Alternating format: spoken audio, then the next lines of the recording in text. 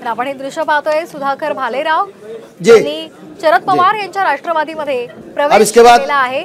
यानंतर शरद पवार यांच्या माजी आमदार सुधाकर भालेराव साहेब जे आताच राष्ट्रवादी सध्या सुरू काँग्रेसचे आहे। प्रवेश केले राष्ट्रवादी काँग्रेसमध्ये, ते आपल्याला मार्गदर्शन करतील।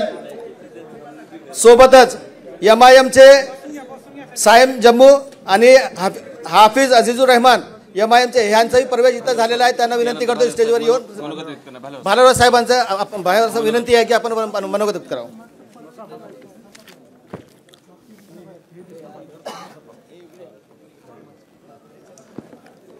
भारत देशाला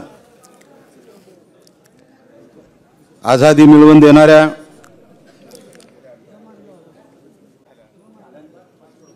कोणत्याही प्रकारची जात धर्म पंथ न पाहता ज्या महापुरुषांनी आपल्या प्राणाची ज्योत अर्पण केली आणि हा भारत देश आझाद झाला, अशा या थोर महापुरुषांना मी आज रोजी या महाराष्ट्राचं वटवृक्ष,